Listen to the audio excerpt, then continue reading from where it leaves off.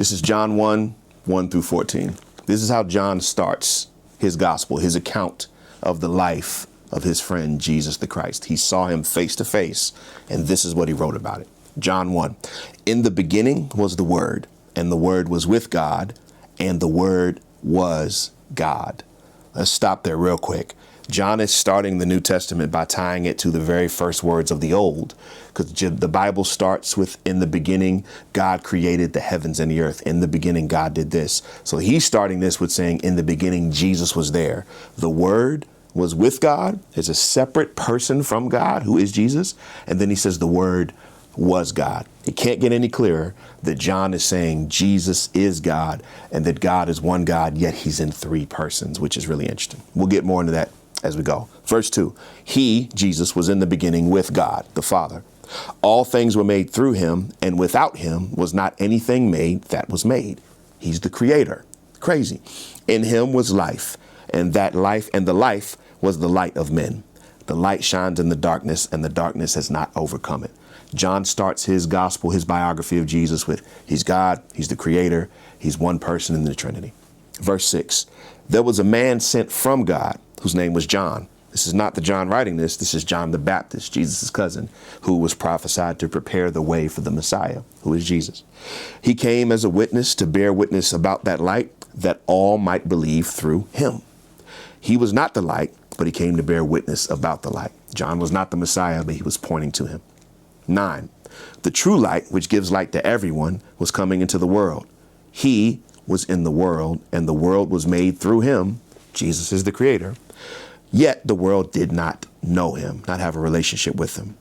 He came to his own, and his own people, the genealogy of Jesus, the Jewish people, but his own people did not receive him.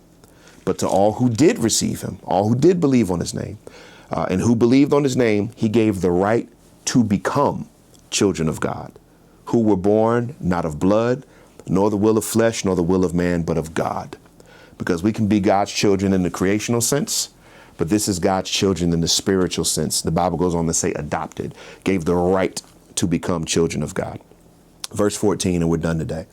And the Word, Jesus, became flesh and dwelt among us, literally moved into the neighborhood, pitched his tent here with us and stayed with us. And we have seen his glory, glory as of the only Son from the Father, full of grace and truth. He's full of two things, grace and truth, the truth of who God is and the grace of God. I've heard grace described as getting what we don't deserve, while mercy is described as not getting what we do deserve. So a couple of quick things.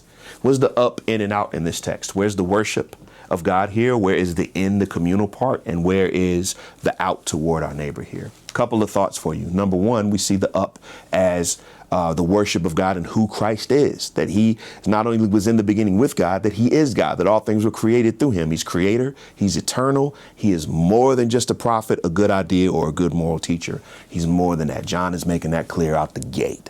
That's our up here. Or whatever up do you see? I would love to know that. Here's the in part. For those who called on his name, he gave the right to become children of God. Those who are in the family, those who call on the name of Christ, who are now adopted into the family of God, part of the ecclesia, the church, right? That's the in part, the community of those around you who call on the name of Jesus. And then the out, it talks about John being a witness to others, to make the light known, to make known who Jesus is. There's an up, there's an in, and there's an out, that we live the life God has for us. So I've got two questions for you as it relates to invitation and challenge. What is God inviting you to believe about Jesus in this passage? That he's more than just a prophet, more than just a mere man. And also, is there an invitation into relationship with God that you see here? The right to become children of God? What's the challenge? Maybe the challenge is to actually believe. Or maybe the challenge is, how do you make Jesus known through the life you live? These are things worth wrestling through this passage with, and I hope talking about it together and maybe looking at that study guide is helpful. Dig in, man. Let me know what you come up with.